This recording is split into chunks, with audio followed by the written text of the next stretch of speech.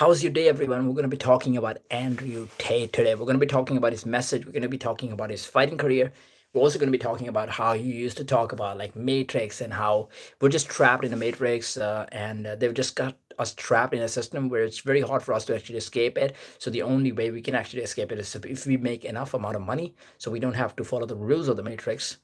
Then we can actually escape it. But as long as you're broke, and it's very hard to actually escape the system as well because they got you trapped in a system where it's very hard to become financially stable. They want you to be a slave. They want you to keep working in the same system, and as long as you're working inside, it's going to be very hard for you. So you need to escape it, and the way you can escape it is you join his course. You finish his course, then you make enough money out of it, and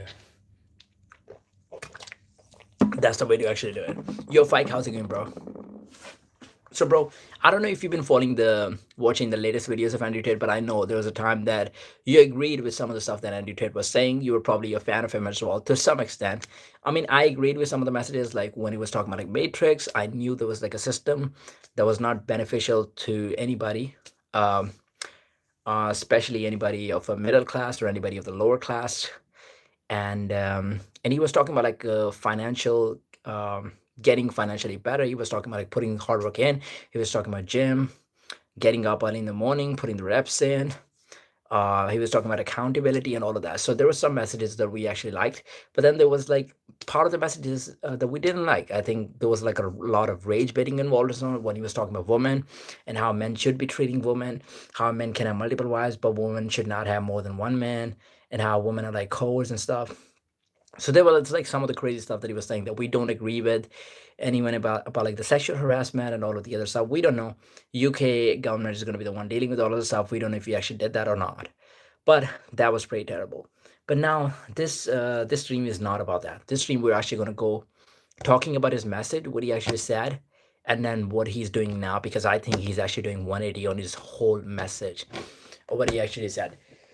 Have you been following his recent comments on the American invasion of Venezuela, where he's just talking about might is right, might makes right. We are taking over Venezuela because we can take over Venezuela. He's like, we might as well just take over Colombia and might as well take over those countries. And he's like, oh, America should get Greenland too, because what the fuck is Denmark gonna do? I mean, he's kind of funny. I'm gonna give him that. Like, he's pretty funny. But it's like, what the fuck is Denmark gonna do? Might as well take over Greenland and some of the European countries. So he's all about like expansion at the moment. Yeah, I mean, I'm not following him like that, but it's like some of the videos actually pop up, so I'll watch like some of the shorts that pop up on like Instagram or YouTube. But he's talking about like the expansionism, which is like goes completely against the principles of Matrix. Because if you look at the message itself, what was the message? The message was like we are trapped in a matrix, right? And so he was against the might, because now he's talking about like might makes right. We should do it because we can do it. But now he's like he's part of the matrix. It's like, no, we should be able to take over those countries because we can. So basically he wants to be part of the powerful. Now he's talking about this. So I mean, the whole message goes out of the window. I think his fans have recognized what he's doing right now. And I think he's taken too many punches to the head in the last fight. And I think his whole UFC fighter, his whole like the kickboxing career was kind of fake as well. The way he was making him look out to be like a four-time world champion and a high-level kickboxer. Did you watch the video recently, by the way, that one of the guy uploaded? I want to go through some of the records of some of the fights of Andrew Tate, and he said that this guy padded his own record. And by the way, that's like a common term that you would follow, like you would fight like a few journeymen on the way. So whether you're a UFC fighter, whether you're like a boxer, on your way to becoming a champion, you will fight a few journeymen, the guys who do not have the best records. They're there to just make you look better. But even that goes in like different ways. There are guys who get paid to lose the fights. There are guys who are in there because they just want to be there in there. They are happy to be there. They just want to make money and then go. And then there are guys that are guaranteed to lose a fight. Guaranteed to lose a fight. They have like links with the promotions, and the promotions actually put those guys against you so they can actually build a star out of you. So if you look at his records, every guy that he was fighting, every guy that he was fighting was either fighting him as the only fight, like they were making a debut against him and that was their only fight, or they ended up having a few fights after him but their record was really bad. So he was fighting guys who were 0-3, 0-4, debut 0-0. And then there were some guys who had won like a few fights, but Andrew Tate was their first fight. And then there was one guy that he fought like 3 times. There's like a whole video that this guy uploaded about the record of Andrew Tate, and you could see that it doesn't seem like he had any good fights. There might be like a few, very few good fights that he had, but like most of the fights that he was having was like with the guys who had a really bad pro record. And you know the promotion that he was fighting as well. The promotion that he was fighting, it was more like a feeder to a bigger promotion. Because look at the MMA structure. If you're fighting in the UFC, you have the right to actually call yourself the world champion. If you're fighting in PFL, you might have the uh, right to call yourself the world champion. But is your value going to be the same as like a UFC champion? Probably not, because PFL champions come to the UFC, they do decently, but they kind of underperform. If you look at some of the examples, we had a Michael Chandler who's a Bellator champion. UFC career not so good. Maybe also because he was at the end of his career. But then we have some of the other guys as well. Like what's his name? Man, the new guy that UFC signed, 155. There's Aaron Pico who lost his first fight, but then there was another guy as well. Uh, okay, I can't remember his name right now. I'll probably find him. But that's the thing. Oh, Patty, what's his? Oh, fuck, forgot it. But there's so many guys that come to the UFC. You had Ben Askren as well, who was like a champion in another organization for a long time. It was like 17-0, came to the UFC, won his first fight, and then lost 2 fights. So that happens a lot. That's pretty normal. Kaya Sakura, a rising champion, he's lost 2 fights in the UFC. But these are like the decent organizations. But then there's organization, let's say inside England, let's say there's like a cage fight championship, which is in Ireland and England as well. But that's like a feeder to the higher organization. Like UFC, you have Fight Star Championship, where people actually make their debuts, right? But it's not like you wouldn't compare a 5-star champion to a UFC champion. You wouldn't call them like a world champion. They are kind of a world champion in a sense, but you wouldn't really call them like a world champion. As like, you wouldn't say that this heavyweight can actually beat Tom Aspinall or like John Jones. So I think that was what his kickboxing career was about. Like, he was a 4-time world champion, but the organization that he was champion was like was a respected organization, but it wasn't like a world class organization. It wasn't like K1, or it wasn't like Glory. And I think a lot of the wins that he had were against the guys whose record was really bad, like 0-2, 0-1. There was one guy who was like 0-13. There was a guy who had like won a few fights, but he faced Andrew Tate as a first fight. So there was a lot of exposure to the record. I think he was smartly picking up the opponents. They were trying to build a star out of him, and then he tried to make it look like he was like a really good guy. But let me just read his comments, like his most recent comments that he had on the Venezuelan attack.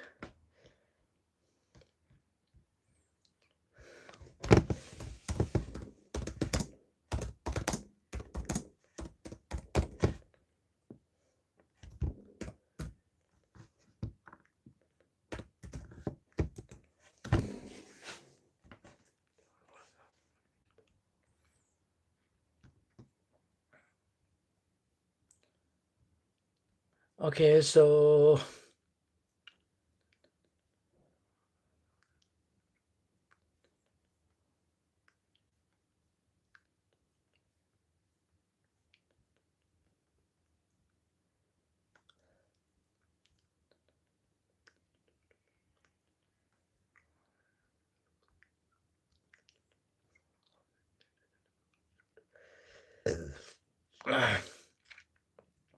okay, so basically Andrew Tate was talking with academics, and he's saying, I am for efficient imperialism. Send the helicopters, take 1 leader, be in and out quickly, and take control. The video spread widely on X and YouTube, gaining millions of views. And dude, I do not agree with this. He was like, because it was like a strong and powerful and quick action. That's why I'm in favor of this action, because there's not a lot of casualties and believes might is right. So if it's effective imperialism, he's sort of like a supporter of expansionism. He's thinking about like expanding the empire. But I'm kind of surprised with this, but I am surprised with like what Nick Fuentes said as well, because I used to be a fan of Nick Fuentes. I used to like his takes. What he has some pretty good takes, especially on like Palestine. But even with Nick Fuentes, right? Some of the principles, it seems like the goalpost has shifted. It seems like he's changed some of the principles. Like this guy used to talk about um, not committing sort of like not committing a genocide in Palestine. Like he was calling it a genocide. He was saying that there was a lot of casualties in Palestine, and Israel could have used better military force in a better way to actually not have that many casualties. Like they could have done it in a better way. But now it seems like his message is that you could expand. Like if you can take over Colombia in an effective way, if you could take over Venezuela in an effective way, even if you could go to Greenland and take over Greenland in an effective way, that's cool. But my opposition to that would be that you believe in Christianity, right? Nick is a very firm believer. Nick is kind of crazy right now, but he's a very firm believer in Christianity. I don't think that he has an answer for this one. He would not be able to make a comeback on this one because Christianity does not actually believe in expansion. Christianity does not believe in any sort of pride. So these guys who are taking pride in expansionism, first of all, saying that we're better than them, and that's why we can do them. First of all, Christianity does not believe in this. Second of all, Christianity does not even believe in the expansion. When does Christianity believe in expansion? Doesn't end. How many Christians are actually dying? Venezuela is a Christian country. You know how many people they actually killed? I don't remember the exact number. Let me pull out the exact stats, how many people got killed in that incident. I know it was quick. I know it was only a few minutes, and they did it very effectively. They used sound waves, sonic waves, through which people started vomiting. They're vomiting the blood out of their nose. And it was carried out in a very effective way. Venezuela did not have an answer. They did not have the military capabilities. But at the same time, Christianity is completely against it. So if you're talking about messaging of Christianity, you could not be talking about this thing. But let me check how many people actually.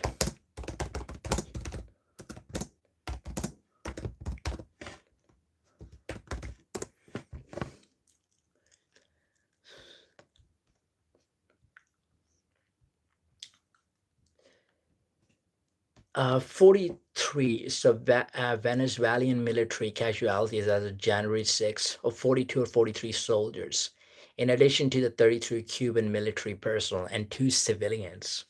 So you had 43 Venezuelan soldiers, you had 32 Cuban military personnel. So that's 75. And then you have 2 civilians. That's like 79. So 79 people actually died for what? Died for nothing because you're not even getting the oil. And in September, they actually bombed the boats as well. And they didn't provide any evidence of whether there was any drugs on the boats. And to be honest, when did becoming a drug addict or a drug smuggler actually make you a terrorist, make you a threat to the country so that you could actually blow them? I don't think that gives you a right to actually kill anyone. And I know what they were saying. They were saying that it's equal to carrying like a weapon of mass destruction. So they were comparing the drugs to the weapon of mass destruction. And the logic behind that was if you take like an enough amount of drugs, it could be as destructive as like a weapon of mass destruction because you could actually die from it. Like they were trying to make an argument for like fentanyl. But the thing is, fentanyl is not exported by Venezuela. The primary stuff actually comes from China, and then it goes to Mexico, and then Mexico is the one that actually makes fentanyl. And with the cocaine, the prime exporter is actually Colombia. So even that's not Venezuela. So I don't know why they did that. There was a lot of boats that were bombed, and there were a lot of people that were actually killed in that. Even in America, when we're actually dealing with the drug addicts, people who are actually importing drugs, or people who are selling drugs, or people who are advocating for the business of the drugs, you don't kill them. You take them to the court of law, and then they actually pay the fine, or they actually get imprisoned for like a while, or they get like some sort of therapy. There's something that happened. But when did it become okay to actually kill people? And especially when those people are like Christians. So that will go with the against the argument of Nick Fuentes himself, who actually says that Christian brothers should actually love each other, and we're all about expanding the Christianity. But I think it's going completely against the method. And same goes with Andrew Tate. Like Andrew Tate's whole message was like, we are trapped in a matrix. Matrix has got us trapped in a system where we can't actually escape. Everything happens because of they've got everything planned, and we need to break out of it. But now it's like, bro, you're part of the matrix. You're saying that we need to get what we can. And let me see how many people actually died in the boats attack. How many people died in the boats.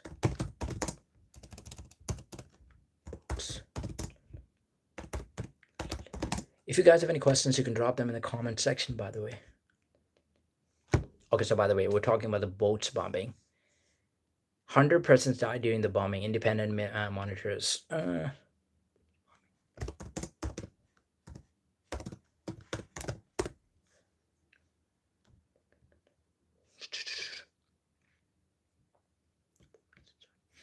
Okay, so there was a boat that was destroyed on 1st of September. Trump said that the attack destroyed a significant quantity of illegal narcotics bound for the United States and killed 11 members of the Trendy Aragola. So there's 11 people that they killed on that gang. The Trump administration went on to kill more than 120 people in 35 separate attacks, so small boats. So they did 35 separate attacks, and there were 120 people that were killed in total in the Caribbean and Pacific Ocean, which is not even the biggest exporter of the drugs. So this part of the ocean is not used for that. There's another part of the ocean that is used for exporting more drugs. And that many people were killed. And now that tells me that taking the human life is not a big problem overall for them. It doesn't seem like it. So, if might actually makes right, then the argument about like Russia taking over the Ukraine should not be a big problem, because Russia could say the same thing. They'd be like, oh, you were trying to make a NATO base in Ukraine, and that is pretty close to us, and that was like a security threat. Because might makes right, we could actually expand our horizon. Russia could take over Ukraine. China could say the same thing about Taiwan, and there's not going to be much to stop them. There is no moral high ground, because on what principle are you going to tell them? You can't tell them to follow the UN laws, right? You cannot tell them to follow anything else, the ethical principles, because you've already broken every single law. You've already broken every single ethical principle. So that's not going to work. And even with the immigrants, right? We talk a lot about the immigrants coming to the country, and we're saying, okay, they're the immigrants that are not even following the legal path that we've created for them. They're coming through the boats, they're coming illegally, but then they could flip the same argument and say, now might makes right? So if we can actually come to the country, who are you to tell us to not come to the country when we can? So then it becomes very difficult. So that's why I think there needs to be some sort of law for everybody, and everybody should be following the law, and they should be held accountable to the law. Do I think UN actually implies the law uh, in the best possible way? When it comes to all the laws, implementing all the laws in all the countries, I don't think they do that. They do the best job anyway. um I think there should be more democracy when it comes to making the laws, and there should be more democracy when it comes to implementing the laws, because the countries with the more power actually get more of a say in this. With that being said, they need to follow that too. So what do you think about the whole drug argument, though? What do you think about whole narcotics, and like, if it's equal to the weapons of mass destruction? If a country is actually saying you have the right to like invade them, or at least like topple their government, I don't think that's a good argument, because here's the thing, right? With like a drug argument, did you actually do that because of the drug? It is BS, but you didn't even do it because of the drugs. Like, that is the thing. Like, I'm trying to make sense of it.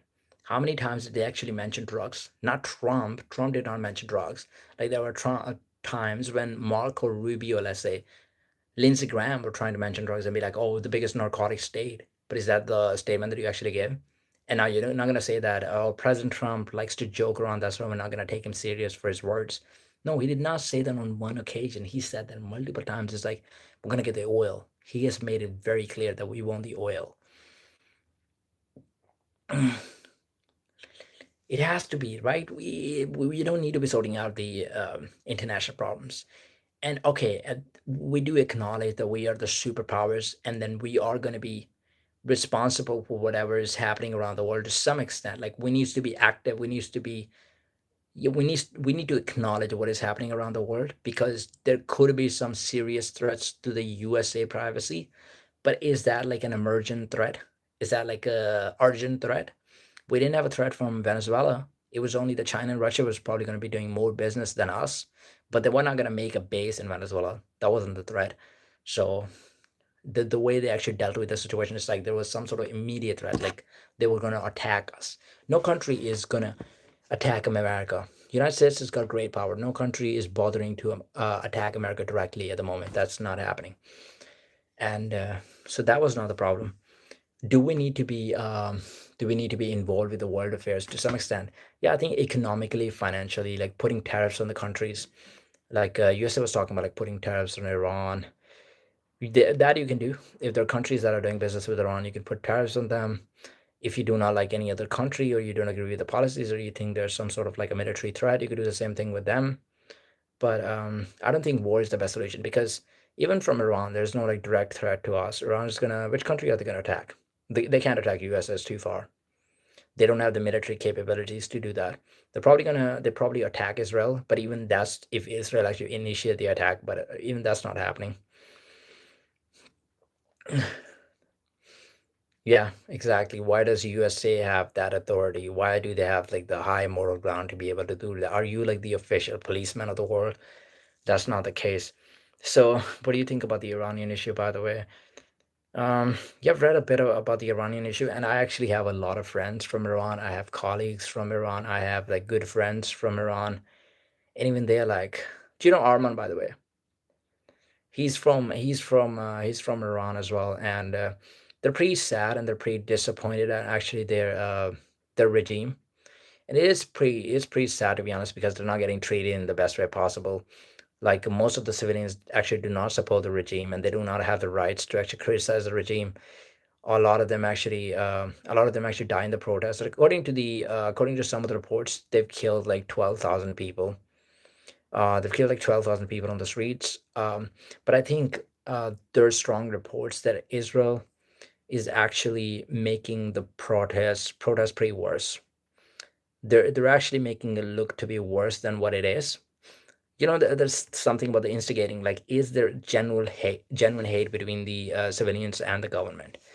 Do they actually not like the policies? Do they actually want the government to get toppled? Yeah, that is true. But then if you instigate it even more, if you fire it up, there's going to be you're giving you're burning the flames. That's what you're doing. You're lighting up the fire. And according to some of the reports, Mossad is actually doing it. According to some of the reports, according to CIA agents, Mossad agents are actually present in the protests with the civilians. They're doing it just to make it worse. And that's not the new thing, by the way. Israel has been doing that for a long, long time. If you go to the Iranian Revolution, if you study the whole history, it was like America and Israel, they actually supported the Shah government for like a long, long time. I think he became in power in like 1941 or something, and then he was like in power for like 12 years or something. And then 53, the government got toppled because Iran actually had like a three.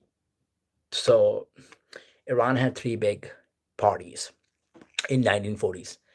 They had the party that was supporting Russia to some extent. They had a party that was like a very religious sort of like fundamental Islam sort of party that had like a lot of support in the country as well. But then they had another party which was like more like a Western civilized sort of party, which was Shah's party. And so that Shah parties actually came into power with the help of Israel and America. And because they were more open to bringing the Western civilization inside the country, there's nothing wrong with it. And to bring more relationships with Israel and America to do business with them. So obviously, Israel and America actually supported them. There was a lot of like fundamentalists inside the country, or like I would say like people inside the country who were like I would say like very religious. They didn't want to have that sort of relationship with Israel and America. They were against that, so they did not support that. And then obviously Russia was gonna. There was a party that was supportive of the relationship with Russia, and you had two superpowers, America and Russia, during that time. So Russia didn't want Iran to do good business with the USA. So and the person who was actually leading during that time, the dictator Shah at that time, he wasn't very popular among the civilians, and he was trying to push some of the policies. Like bringing the Western civilization and actually doing good business with the USA and Israel is not a very bad thing. Like if that's benefiting your country, if you're getting good deals out of the country, if they're helping with the oil, if you're being able to export oil to those countries and be able to make good money, I don't think there's anything wrong with it. But at the same time, it felt like he was pushing it too fast. He was controlling everything. People did not have a lot of say in the matters of the in in the lawmaking in the country. Their voices were not getting heard, so that was causing a lot of problems. So there was like a revolution against him, against Shah. So he was like a so in 1951, I think the top 1951 or 1953, they actually toppled the government. But then Israel and America actually helped him 1953 to get it back. And then it stayed for like a couple of more years. And in 1978, there was like a big revolution. So the two parties, this party that was supporting Russia and the party that was actually the religious party, they actually teamed up and they went against the party in power of Shah, and they actually toppled the government. So he ran out of the country, and then he had a there was like a prime minister that was nominated, but even that guy couldn't survive, so he had to run as well. So then you had the Khomeini's party actually coming into power. Khomeini has been the leader for like a long, long time. His party has been power for a long, long time. But now the civilians actually don't want to live with him because there's another part of the civilization, there's another part of the civilians that actually do not like the policies that he's been implementing. So there's been no democracy in Iran for like a long period of time. That's not worked. So what we want is somebody who actually everybody likes. And I know now there's a protest going on in Iran because they want to bring Shah into the power. But which is like the more mainstream news. But is it actually true? Do people actually want Shah to come into power? I don't think a lot of Iranians actually want that. It's a more mainstream. It's a more mainstream view. Do you notice the pattern? Russia wants Ukraine and China wants Taiwan and us wants Greenland. Yeah, I mean it's something with the superpowers because they think they can actually exploit those countries. These countries have good resources. So, I mean, every country wants to expand them. And I think they see the opportunity and they're like, okay, we can actually do that. None of them are getting involved with each other business. So, do you think behind the doors they're actually being friends? It could be, bro. They don't want to be involved in each other's business because that would be too much of a, there'll be too much of a threat. Because if they're in direct war with each other, the economy is gonna shatter. They have a lot of nuclear weapons. It's a lot of they have a lot of capability to destroy each other, and then they would all go to like stone ages. They will go back to stone ages. They don't want to see that, so they're just trying to exploit like the small countries. But yeah, that's a good point actually. Like look at the pattern. They're not going against each other. They're just picking on the small countries. So let me just go back to like the Iranian stuff actually.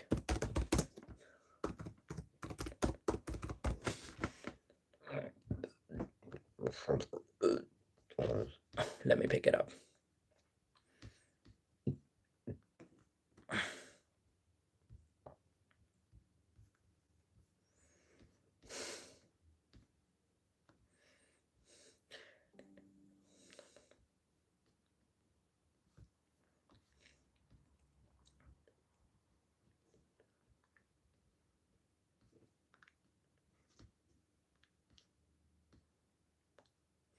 Okay, so remember I was talking about it. It was like the foreign intervention from Russia, the United Kingdom, and later the United States. The United Kingdom helped Reza Shah Pahlavi. So Reza Shah is the guy who is really popular, who was known to be a dictator. Actually, not many people were actually happy with him, and even now, the mainstream actually do want him to come, his son to come back. So his kind of policies establish a monarchy in 1921. So along with Russia, the UK then pushed Reza Shah into exile in 1941, and his son Mohammad Reza Pahlavi took the throne. So they pushed Reza Shah into exile, but his son Mohammad Reza Pahlavi took the throne. In 1953, amid a power struggle between Mohammad Reza Shah and Prime Minister Mohammad Mossadegh, the US Central Intelligence Agency and the UK Central Intelligence Service orchestrated a coup against Mossadegh government. They orchestrated a coup against Mossadegh government because they wanted the Reza to actually get the power. One thing I don't understand is um, why did they push Reza into exile in 1941? And then now his son is taking the throne. But now, when his son is actually running against Mossadegh, you're actually helping his son to take over the government. So maybe, I don't know what happened. Maybe something happened with the actual Reza in 1941. That's why they had to go to the other side and pushed him into exile. But later on, they supported his son. So years later, the Mohammad Reza Shah dismissed the parliament and launched the White Revolution. So White Revolution, as you can see from the name, he wanted to bring the White Revolution. He wanted to bring the Western civilization. He wanted to have good relationships with them. and aggressive modernization. So that's the wording they're using, aggressive modernization. It wasn't just the modernization. There's nothing wrong with the modernization. It was more like an aggressive modern program where you're trying to kind of rush the things that upended the wealth and influence of landowners and clerics, disrupted rural economies, led to rapid urbanization and westernization, and prompted concerns over democracy and human rights. So you would think that if he's trying to bring the democracy into it, if he's trying to bring the Western civilization into it, there will be a bit of democracy because there's democracy in the Western countries, right? UK, all of the European countries, USA, but there was no democracy. So the program was economically successful, but the benefits were not distributed evenly. Though the transformative efforts on social norms and institutions were widely felt, opposition to the Shah's policies was accentuated in the 1970s when world monetary instability and fluctuations in Western oil consumption seriously threatened the country's economy. Okay, so then that shit happened. There's a lot going on. There's a lot going on. I'm just gonna skip over a lot of it. Mm,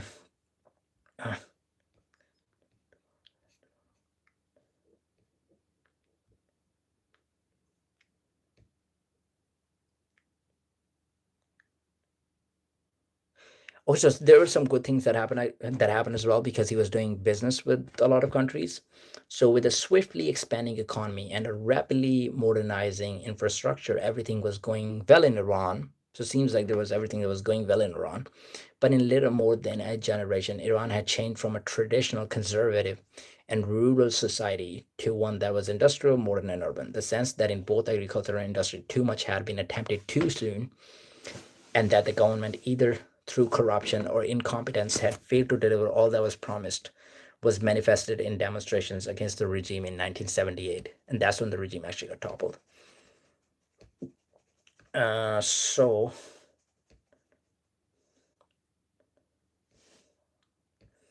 okay, so many people were killed by the government forces in anti regime protests. So, you know how Iranian government is killing people right now in the protests?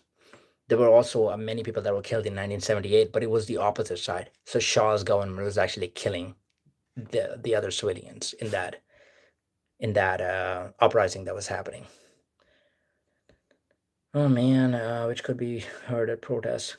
The violence and disorder continued to escalate. On September 8th, the regime imposed martial law. So they imposed martial law in 1978, and troops opened fire against demonstrations in Tehran, killing hundreds of thousands. Weeks later, government workers began to strike. On October 31, oil workers also went on strike, bringing the oil industry to a halt. Demonstrations continue to grow. So, if the oil industry is actually going to stop functioning, that tells you that the country wouldn't function anymore because that's where Iran was making most of its money. So, hundreds of thousands of protesters took the streets in Tehran alone. Khomeini coordinated this upsurge of opposition. Khomeini is the leader right now, first from Iraq and after 1978 from France, demanding the Shah's abdication. How is he demanding from France? I have no idea, by the way. I don't know if he had that good relationships with France. Iraq, I can understand it completely. But by the way, Iraq and Iran had like wars as well because they have like same different sects.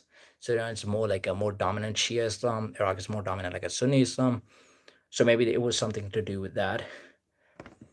The Shah and his family fled Iran. The Regency Council, established to run the country during the Shah's absence, proved unable to function, and Prime Minister Shahpur Bakhtiar, hastily appointed by the Shah. So Shah himself, he ran the country. He established to run the country during the Shah's absence. So he fled from the country, and now you have Prime Minister Shahpur Bakhtiar, who was hastily appointed by the Shah before his departure, was incapable of effecting compromise with either his former National Front colleagues at Khomeini.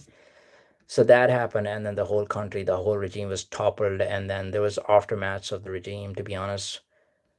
That thing, and since 1978, so 1978 to 2026, how many years has that been? 30, 40. So it's been 48 years. We have the same regime in power. So obviously they're going to be able to implement the policies that people don't actually like. There's going to be zero democracy in the country. Like, to be honest, man, I would be fed up with a regime if there is a regime, single regime that's governing the country for that long. And I think that's why they want peace. But is interfering in the country, is foreign intervention the best solution? I just don't think so, because there's going to be a lot of casualties. It's not going to be that quick. Like, it's not going to be like Venezuela. Iran has military capabilities. Once you attack them and you try to topple the government, they will attack Israel, and then there's going to be a lot of imbalance in the Middle East, because Middle East countries do not like each other. They're ready to start a war at any time. Israel and Iran are already the biggest enemies of each other, so they will attack each other. And then you might have like Egypt and Jordan actually starting the war with Israel, and then you have USA actually bombing them again, and you might have European countries who are like part of the UN because they made a oath to actually help each other. They might actually be going to the war, and we might have a world war, which could be the worst thing in the human history, especially at this point when the military capabilities are so advanced, when a lot of countries have like the nukes. So yeah, I don't want to see that happen. So I hope it doesn't happen that way. If they can topple the government in a different way, if America can help Iran in a way that I don't even know what's the way, to be honest. Like, I think the tariffs are a good way. Like, you're putting the tariffs on the countries who are doing business with Iran. I think that's a good way. That's one of the good ways. But yeah, I think the revolution happens itself in the countries. I don't think you need any sort of foreign intervention for that to happen. At some point, when there's not enough people actually supporting the government, supporting the party in power, it will eventually happen. So I think we should just wait for that to happen. With that being said, I think I got drifted away from the topic a little bit. We come back to the topic of Andrew Tate, actually. Let me see what else he has said recently. Mm.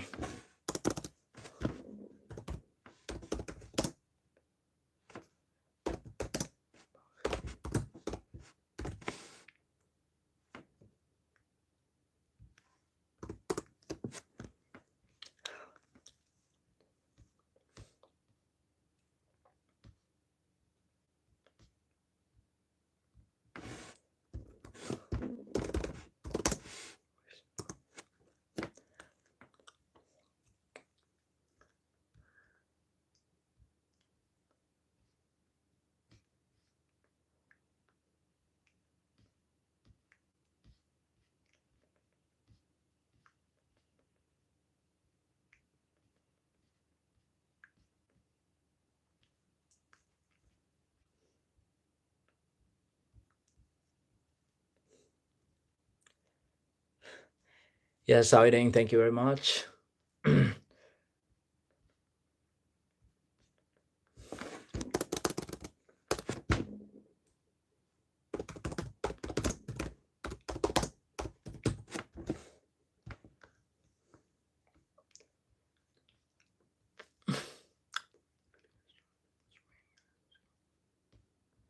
mm, mm, mm, mm, mm, mm.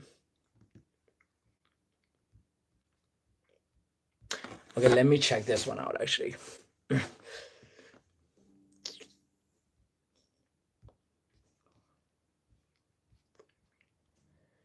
Okay, at some point, he's actually hinting that the Donald Trump administration actually helped him flee Romania, which actually I don't think is that important for Donald Trump administration, to be honest. I don't think they'll be paying that much attention to him. The only reason they would do that and why it would make sense at some point would be that he has a lot of influence on the young man, and actually a lot of people in Britain actually do support him or used to support him. So it could be that if they made a deal with him that he supports people or he influences people towards Christianity. We know he's a Muslim, but if he instigate anti-Muslim hate, if he does that, then then he gets out of jail and he gets out of prison, and they will take care of all the lawsuits that he has against him. I think that would make a lot of sense. To be honest, he shifted his opinions massively as well. Like when he was put in jail, he changed his religion. And although no one should be questioning anyone's heart, but it didn't seem like at any point he was actually like a real sort of Muslim, right? But it just seems like now he's like shifted his opinions totally on Islam. He's been labeling the immigrants as the he's been labeling all the immigrants that are coming through illegal means as Muslims, and all the people who are perpetrating like the terrorist attacks let's say in UK, he's being labeling them as Muslims before the evidence even comes out. So remember the attack. Remember the attack in London, where a guy killed a girl, and he was labeling the guy as like a guy coming on the boat. He was posting a picture every day. Whether the guy is coming on a boat, he's wearing like a shalwar kameez, Muslim dress, and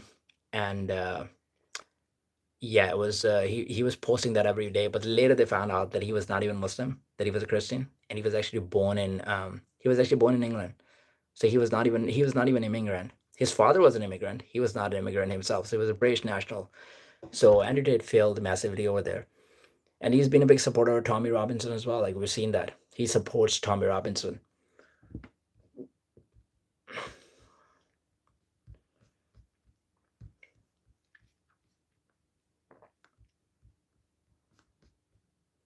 Oh shit! I can't even find this one.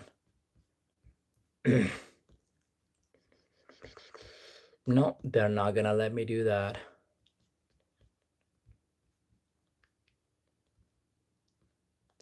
What fights do you think it should be looking at, by the way? What fights do you think Andrew Tate should be looking at in the future? I think the only option he's got is like face Chase Demore in a rematch. And if he actually ends up beating Chase Demore, I think that's when he gets his respect back, because at the moment it's like everybody is kind of like sold out on the idea that he never actually was a good fighter, and then he can actually not make a comeback, and people are not going to take anything that he says seriously. Because remember, there was a time like 2 years ago, anytime this guy was saying anything, people were actually following him like a religious leader. There was like a cult behind him. He only had positive comments. But now you read any of the posts that he's posting on social media, it's like people are just laughing at him, whatever he says. They were like, oh, you lost to Chase him over. So I think that's what he needs to do. Come back, have a fight against Chase Demore. If he beats Chase Demore, and it seems like I'm trying to hype up Chase Demore. It's Chase Demore, dude. But like win against Chase Demore, and then you can talk about a fight against like Jake Paul, because Jake would actually take that fight. It's a very winnable fight for him. That's a fight that would actually make him a lot of money. That's a fight that would make Andrew Tate a lot of money. So I think that would be like a smart career move for Andrew Tate. Win this fight, get your fighting capabilities back, because I know even though he was never a good fighter, he was still a decent fighter. He was a decent kickboxer. So if Andrew Tate in his prime was fighting Chase Demore, he might have done actually better than what he did. He just got extremely tired. And by the way, did you watch the video of him like fighting 60 men? I was watching like some of the clips of the video, and I'm like, bro, those guys don't even know how to fight. Literally, those guys are not even throwing hands. And some of the guys are coming at like different sizes. There were guys who were like 130 pounds, and they're going against him. They're massive weight disadvantage. They're extremely short, some of the guys. So Andrew Tate had reach on them. And before the fight, he actually made them do push-ups. There was like an extensive training session that went before that. So in the warm-ups, he's not doing any of the warm-ups. He's not doing like push-ups or anything like that. And those guys are just putting their bodies on the line, literally doing all of this. So it would have been, yeah, it's not fair, because right? People who've done martial arts, they know it. If you're going in there with a guy who is exhausted himself and you have not done a single push-up, it's much easier for you. You can just dance around, right? On the other hand, if you're the one who has done like 200 push-ups before the actual spar, and you've been doing planks, and you've been doing squats and all of this, your body is going to be tired, your movement is going to be a little slow. So I think that was also one of the reasons. Because how could you fight 60 guys in the same day, and how can you have like proper training camp and then fully gas out in the fight in the second round? It's not even like the fight actually went to 5 rounds. And watch the video again when he's fighting like 60 men. He's also giving them like a very motivational speech at the end, but he's telling them about the push-ups. It's like, I do push-ups every day. I train every single day. When I was trapped inside the prison, it was like I was banging those push-ups.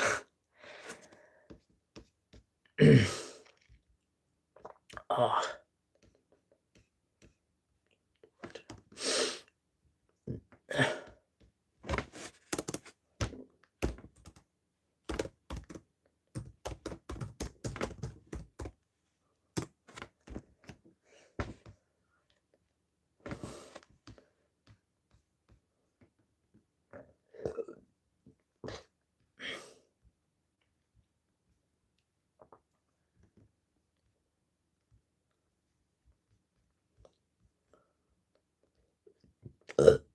Oh shit.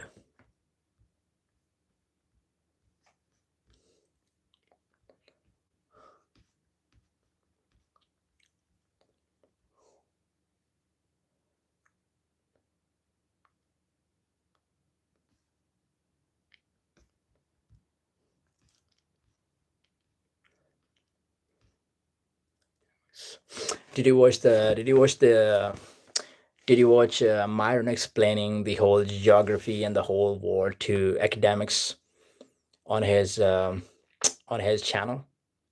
They did like a Myron was doing like a whole live stream, and academics is the rapper. I don't know if you know him, and they're just going through the whole thing for like the whole hour. Myron is explaining the whole geography, like where Palestine is located, where Israel is located, where we are located.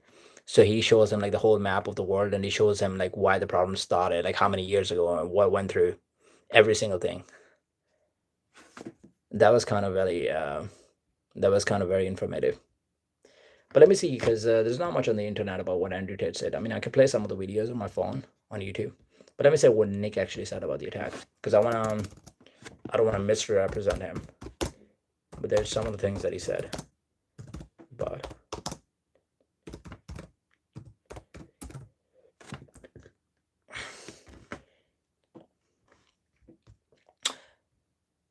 yeah, thank you very much. Cheers, cheers. You guys can drop comments in the comment section as well. If you have any questions, you can ask me.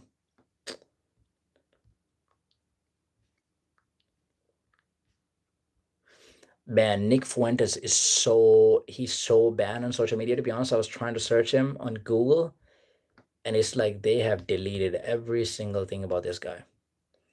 There's one controversial remark that I can actually find, which is like a 10-second video. It's like, we kill all of you and take your oil. And I can see Nick actually saying that.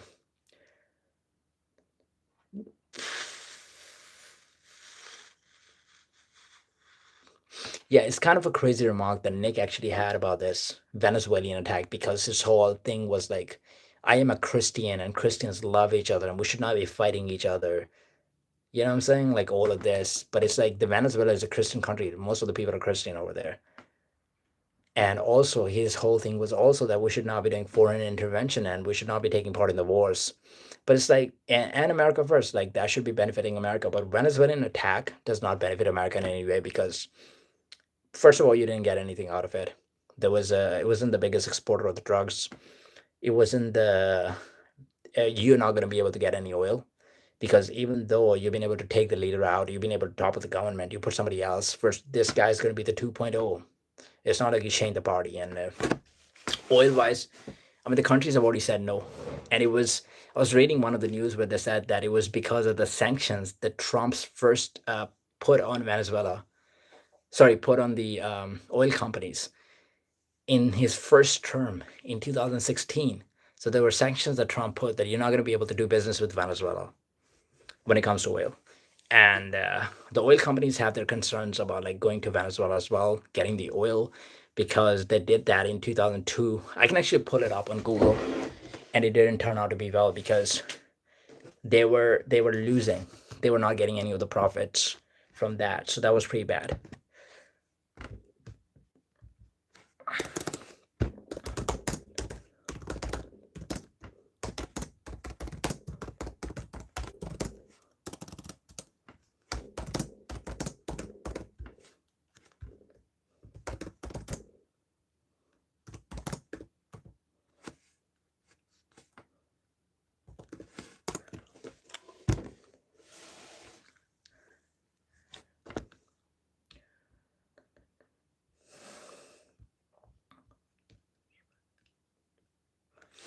Okay, so now we're talking about 2002, right? 2002, Venezuela State Oil Company experienced severe turmoil due to political conflict, culminating in a massive strike. We're talking President Hugo Chavez, leading to the firing of nearly half his workforce. Oh my God. About 18,000 skilled employees, and a dramatic loss of technical expertise, which crippled oil production and set the stage for long term industry decline. The followed earlier events including the failed April 2002 coup attempt and purges of executives as Chavez sought to consolidate control and redirect oil revenues for social programs. So,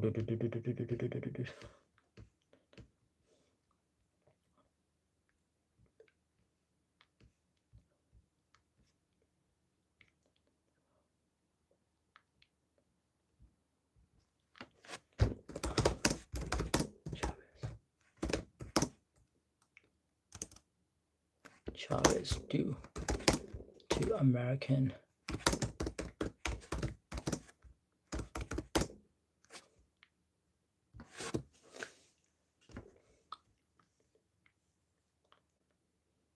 Oh yeah, that's the one I'm talking about. So that was 2007 actually.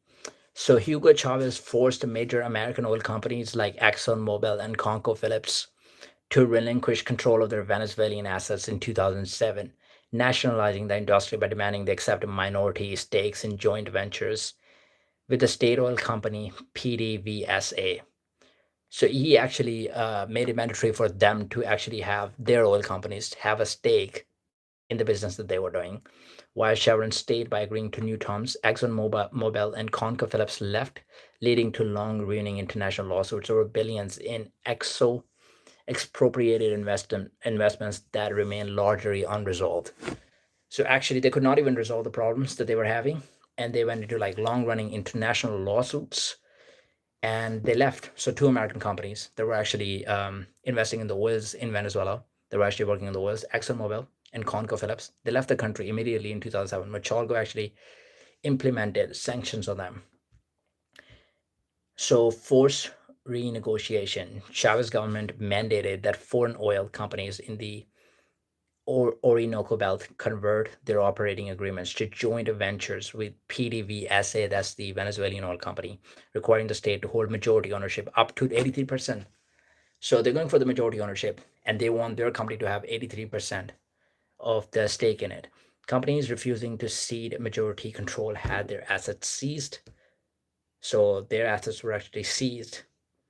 And this move was part of Chavez's broader anti imperialist agenda to assert control over Venezuelan vast oil resources, reducing reliance on US corporations. So, yeah, that happened in to the US companies in 2007. So it's been like 18 years. Of Obviously, they were not going to put themselves in a situation where that could actually happen again. So I do understand that. First of all, that's their oil, that's part of their assets. And USA being a different country, coming to their country to get the oil, I think it's kind of fair. It's not too bad. And so yeah, Trump did not actually get anything out of it because you're not going to be able to get the oil. You think they will just give it, the oil is going to be on the table and you're just going to be able to go there and put it in your pocket? That's not going to happen. So even then, people are saying that it was like a tremendous effort by Trump. And I'm sure many of the Venezuelans were not happy with the leader, so they're actually very happy about it, about the toppling of the government.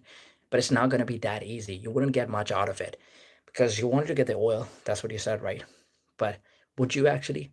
There's going to be a long procedure that you would have to follow. Like the American military, they're going to have to put the boots on the ground. And the whole thing has been about like some of the right wingers that have been supporting the they've been supporting the foreign intervention now. They've been trying to side with the Trump. They've been trying to side with every single thing that Trump is saying and trying to convince themselves that is not wrong. It's, their argument is not making any sort of sense. Yeah, hello man, how's it going? You're right. So it's the argument is not actually working because you're gonna have to put the boots on the ground, and they've been saying that we wouldn't need to do it. The same thing with Iran, that we don't have to put the boots on the ground. The thing is, you're gonna have to put the boots on the ground if you want to do like you want to implement the whole, you want to change the whole government, you want to implement what you're actually looking for, you're going to have to put the boots on the ground. Me personally, I am from Pakistan, but I'm living in UK at the moment. What's your opinion on the whole thing? Like right now, we're talking about like the foreign intervention. What do you think about this? Do you think are you in favor of like any sort of foreign intervention? Do you think USA, whatever they've been doing in like Venezuela or what they're planning to do in Iran or like planning to do in Greenland, do you think it's like a smart move?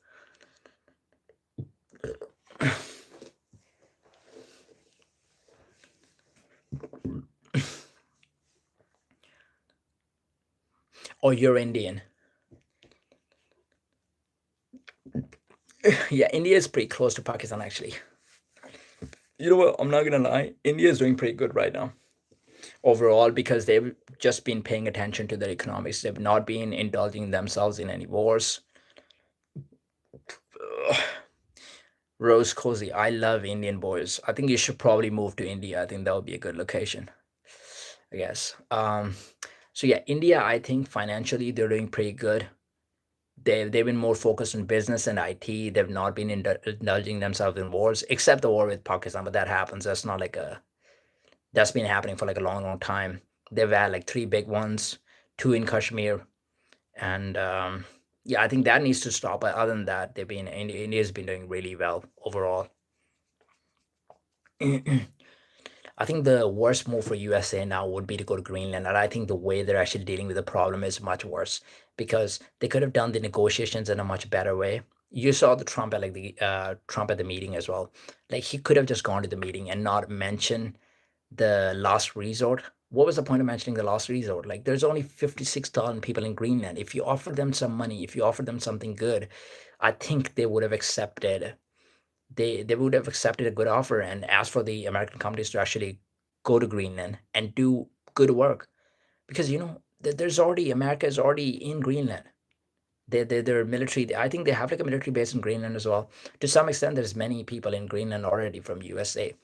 But with the oil companies specifically to go to Greenland and actually having the whole territory to themselves, like marking it as officially like a USA territory, I know that's like a big deal. But if they had like a good offer that could have been if Trump told them, if they convinced them that America was going to take good care of them, I think that would have been better. But because he mentioned the last resort, he was like, "That's the offer. We're going to start with peace, and that's what we do." But if they don't resort to peace, then we have the last resort, which is the violence, peace through strength, and we're going to implement those policies. And Greenland's not going to like it very much. And so many of the foreign leaders, European leaders, did not like it. Denmark did not like it. And Denmark actually said that we have sent the forces to Greenland.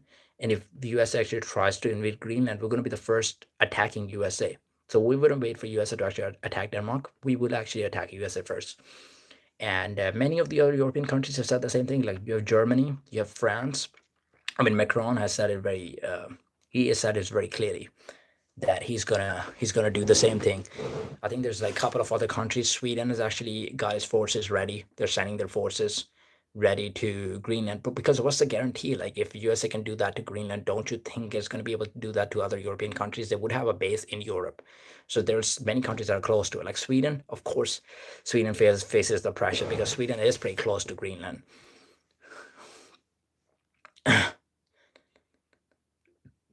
Is your chest green? I don't know what that means.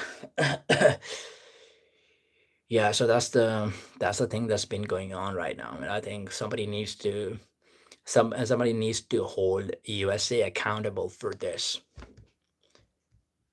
They've been messing with the world peace for a long, long time. If you want to look at the whole history, there's so many countries that USA has invaded over a period of time. I can go through the list like right now. I'm in Nicaragua. There is like a lot of South American countries. Countries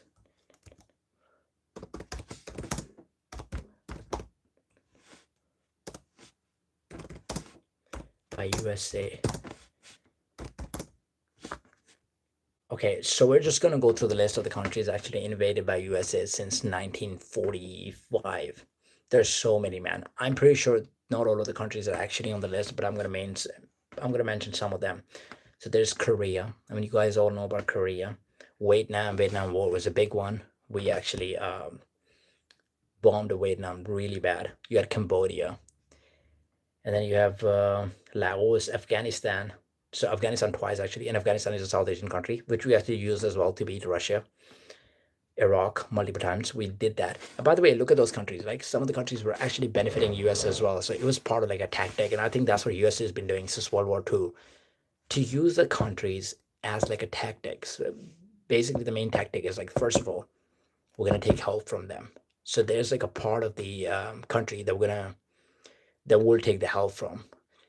If there are two parties in the country, US is going to support one of the parties, and then they will topple the government when the other party is in power, because you have people actually siding with you. So you're going to say we need to liberate those people from the government. So then you have Iraq multiple times. So USA helped Iraq at some point. You know, when Iraq was in war with Iran, but then you bombed Iraq, and then you have Panama. US attacked Panama. You had Grenada, Somalia. Somalia bombing was bad. Libya, I mean, bombed the shit out of Libya, to be honest. Gaddafi. Libya was doing pretty good. Gaddafi was the president. Was he the best president for his country? Maybe not. Maybe if there was like dictatorship going on, but at the same time, he did a lot for the country as well. The economy was doing better than ever. They had gold. They had gold, a lot of gold resources. They were they had like free education in the country. Syria, you know about that one. Russia was trying to keep Bashar al-Assad in power because that was their guy. USA toppled the government. You have Dominican Republic, you have Cuba, Congo, Bosnia, Sudan, Yemen. Yemen, you know how USA is siding with Saudi to actually bomb the Houthis. Um, so Korea was like a full-scale war involving U.S. ground troops. Vietnam was like a massive air campaigns of ground involvement, extending beyond Vietnam into neighboring countries. Then Grenada was like a direct invasion to overthrow the government. You have Panama was 1989 invasion to depose dictator Manuel Noriega. So there were a lot of wars that was just to overthrow the government. So that's been the tactic. Basic tactic is just like we're just going to overthrow the government because it's all about liberating the civilians. So Grenada was a direct invasion to overthrow the government. That's why I think even with the protests, I think there's a lot that is being influenced. There's a lot that being fired up by like the U.S. itself. That's part of the tactic. Like I'm not saying that they're not feeling any sort of injustice. Like even with Iran, people are feeling a lot of injustices in the country. But I think a lot of that is kind of like fueled up by the USA just to make it look really bad, and then put the hate of the government in their minds, basically in their ideology.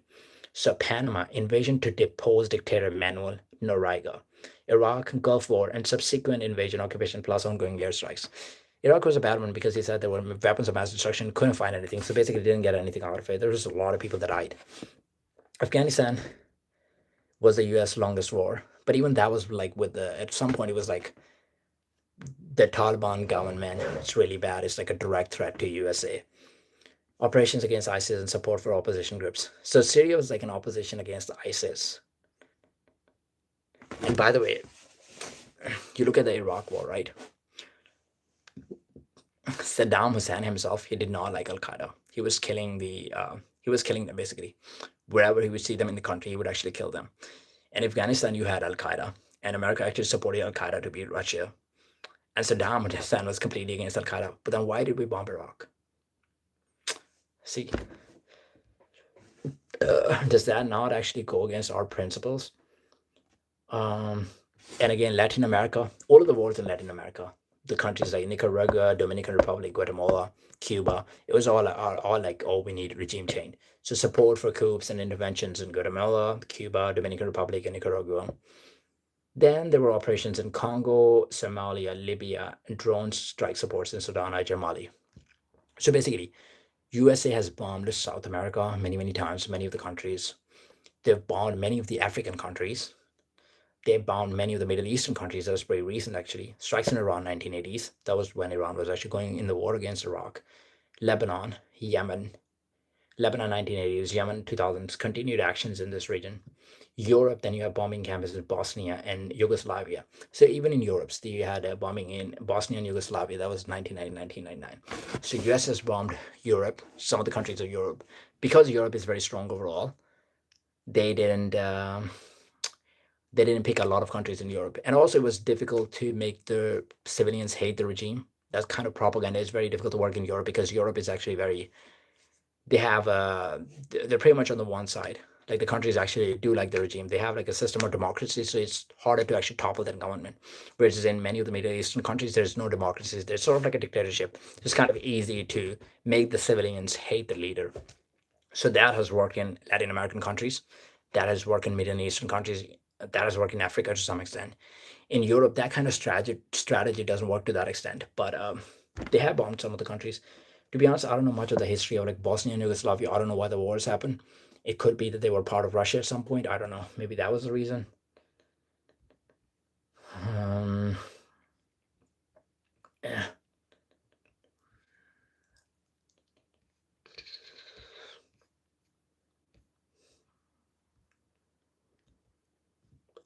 Uh, but yeah, that is pretty messed up. That is pretty. The whole situation of the world is very messed up. And when people who have great influence, people like Andrew Tate and people like Nick Fuentes, when they actually come to the program and they say we side with the Venezuelan attacks and we side with the Greenland attacks and we want USA to go to those countries and we want USA to invade those countries because we can, because we have the power and we want to expand, because that's what the empires and have been doing that. I mean, the Danish Empire did that, the Dutch Empire did that, the British Empire did that, at some point Roman Empire did that, long time ago. So but I don't agree with this policy because I don't think any of the religion is actually a biggest motivator of that. Like Christianity doesn't believe in it.